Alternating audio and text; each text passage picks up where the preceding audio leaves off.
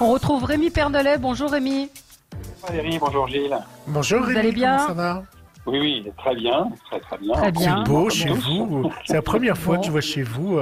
Nos éditeurs aussi peuvent le voir. Je vois pas Rémi, moi. Vous voyez pas Rémi? Ça va arriver. Je vois pas Rémi, mais ça va arriver. C'est moi, très je suis beau toujours chez un peu lui. en retard dans la connexion. Voilà. Dans la technologie.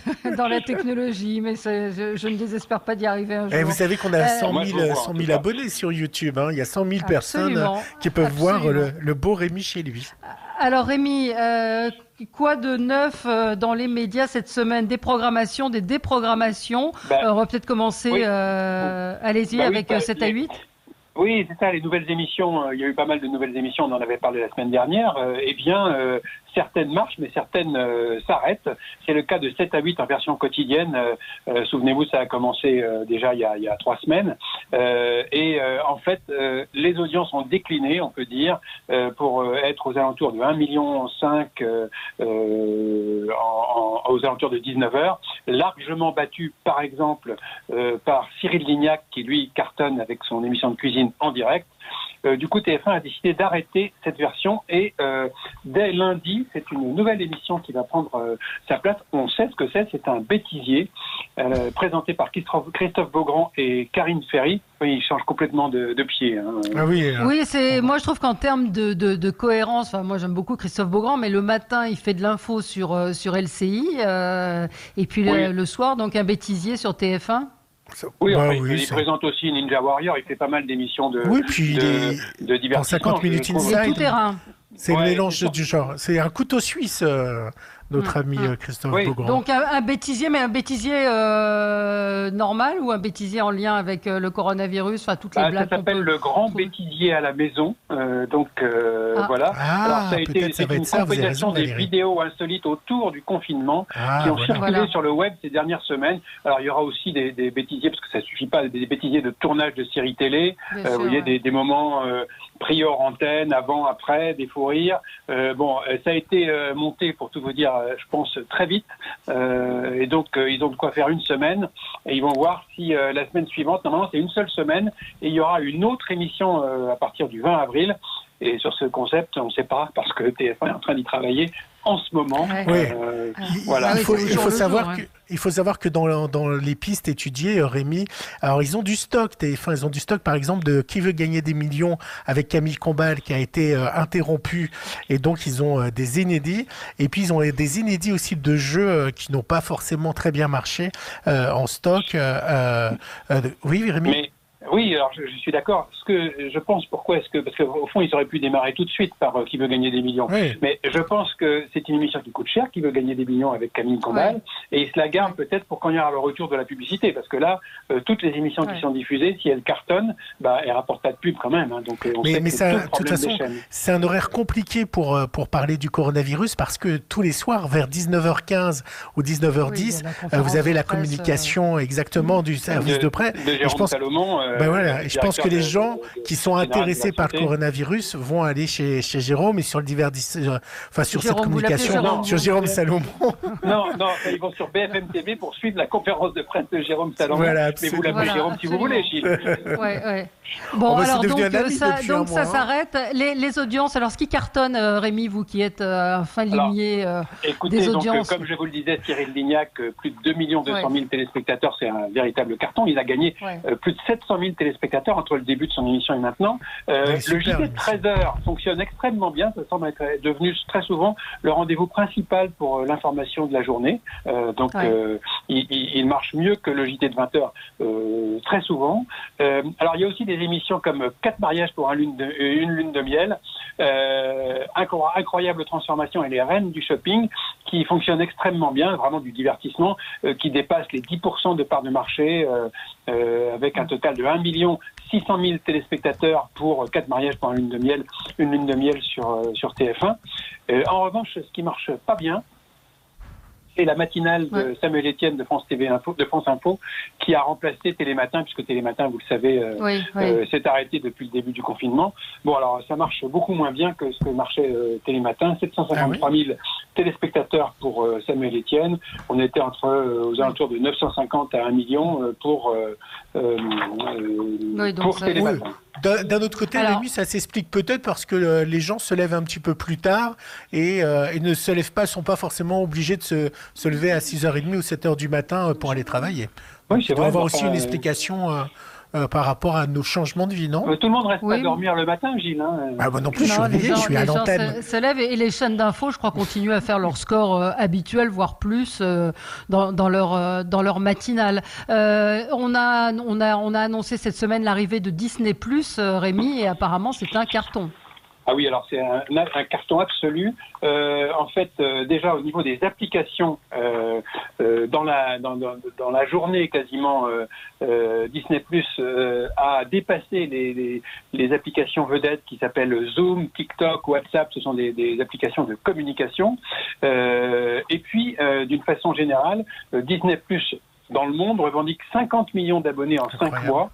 50 millions. À titre de comparaison, Netflix aujourd'hui compte environ 170 millions d'abonnés dans le monde et ils se sont lancés depuis 10 ans. Donc Disney+, c'est incroyable. Alors évidemment, il y a eu toute l'histoire de la nouvelle série The Mandalorian qui a été diffusée sur Canal+ gratuitement et puis sur et puis sur C8, sur les deux chaînes. Et même C-Star.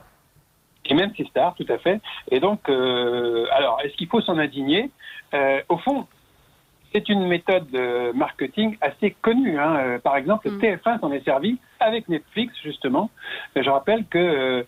le bazar de Charité? Non, Marseille, la fameuse série télévisée qui était à prime time. Les 2 premiers épisodes ont été diffusés sur TF1 en mai 2016. Et puis pour voir la suite, il fallait aller sur Netflix, donc s'abonner à Netflix. Voilà, on critique Disney et Canal+, TF1 et Netflix, ils ont fait exactement la même chose il y a quelques années, il y a 4 ans. Vous voyez, c'est assez courant comme système. Mais en effet, quand vous avez 1,5 million qui voient un premier épisode, ils ont envie de voir la suite. Ils ont envie de voir la suite, évidemment. Donc même si vous avez 10 ou 20% qui s'abonnent, c'est une grosse opération publicitaire quand même. Et moi, je voulais revenir un peu sur toutes les déprogrammations auxquelles on a assisté ces temps-ci, parce qu'on en parlait déjà la semaine prochaine, mais alors c'est devenu la règle de fonctionnement absolue des chaînes de télé. C'est le Far West. Donc ça veut dire qu'il n'y a plus les règles ont complètement explosé. Il n'y a plus de règles. Les règles ont complètement explosé. Il y a plusieurs raisons. Mais parfois, une émission ne marche pas, très bien. Mais alors parfois, simplement, les patrons d'une chaîne changent d'avis. Alors c'est le cas, par exemple, pour ce qui s'est passé hier soir. Vous en parliez tout à l'heure, Valérie. Cyril Hanouna. Oui, il y avait une soirée qui avait été communiquée. C'était d'ailleurs qui avait été communiquée lundi dernier. Donc c'était déjà pas dans les règles. Sur une grande Cyril Hanouna, sur le complotisme. Les théories du complot, un documentaire suivi d'un débat, une soirée spéciale Balance ton poste. Cyril Hanouna, il a expliqué comment ça s'est passé. Il a dit j'ai appelé Franck Assietto, le directeur de C8, à 17h pour leur dire que je voulais pas faire ce Balance ton poste et que je voulais pas présenter ce documentaire en ce moment. En fait, il le sentait pas, quoi. Je me sentais pas faire une émission sur les théories du complot. Ah bon, alors le lundi, mais pourquoi à 3 jours près, c'est ça. Oui. Alors, qu'est-ce qui s'est passé à votre avis? Une petite histoire entre-temps. Comment? Je disais, il y a eu une petite histoire entre-temps. Il y a une communication de cartes de confinement qui a dû jouer, je crois. Oui, alors certainement. Rémi, comment vous l'expliquez? Il y a ça, ce que dit Gilles, c'est-à-dire qu'effectivement, Cyril Hanouna a montré la carte du déconfinement, une fake news qui a été dénoncée comme fake news par Christophe Castaner, et le CSA se penche sur le sujet. Donc, ça peut être un motif. L'autre raison, apparemment, c'est que le doc tel qu'il était fait était indiffusable. D'ailleurs, Franck Assietto lui-même a pensé la même chose, si on écoute en tout cas Cyril Hanouna.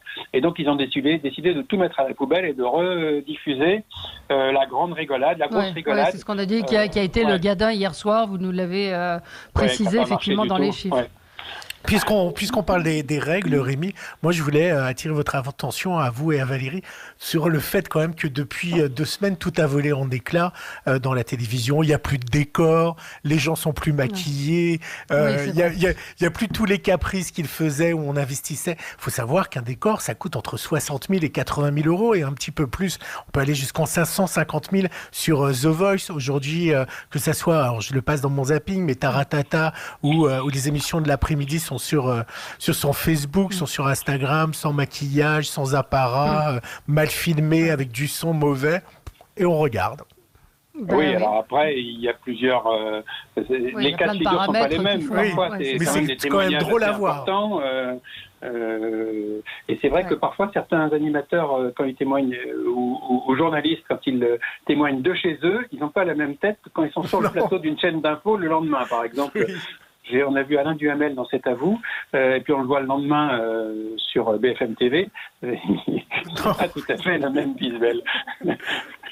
Alors, en termes des programmations, vous voyez, W9 aussi, des programmes. Les Marseillais aux Caraïbes, votre émission préférée, Gilles. Mais oui, je suis très déçu. Oui, alors tous les vendredis, ils la suppriment, parce qu'en fait, ils veulent économiser les émissions de télé-réalité qui marchent bien. Et parce que ça fait plus d'1 million quand même, on se moque, Rémi.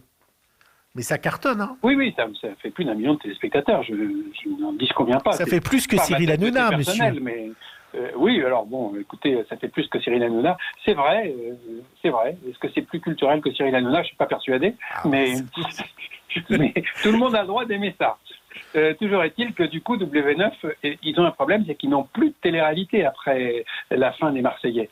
Et donc, ils essayent de faire durer cette émission jusqu'à la fin de la période de confinement. Mais enfin, ce qu'on peut dire dès maintenant, Michel Drucker en parlait tout à l'heure chez Patrick Roger, c'est que la télé, elle va quand même être complètement différente après cette fin de période de confinement. D'abord, il y aura pas les stocks habituels, donc on va quand même être obligé d'inventer de nouvelles émissions. Donc je pense que on va avoir un été télévisuel extrêmement original et assez différent de ce qu'on connaissait d'habitude. Alors Rémi, de nouveau, on a perdu Valérie. On va rester tous les deux si vous acceptez ma compagnie, cher monsieur. Ah bah avec plaisir. Et on va continuer parce qu'il devait avoir la rubrique livre, mais on a perdu avec Valérie. Vous avez d'autres news sous le coude, mon cher Rémi? Écoutez, je voulais vous parler de Netflix. Netflix qui programme eux aussi une nouvelle télé-réalité. Ça s'appelle The Circle Game. Vous devez connaître cette émission. Il y a un carton dans le monde entier. Hein. Dans le monde entier, c'est ça. Alors c'est assez. À propos, c'est ça que vous allez dire? Oui, c'est ça, parce que ce sont des candidats qui sont dans un même immeuble et leurs seules interactions ont lieu via un réseau social qui s'appelle The Circle. Donc, ils sont confinés on est vraiment dans... Et ils se parlent entre eux sans savoir qui ils sont. Voilà, je suis revenue. Ah, Valérie, on est content.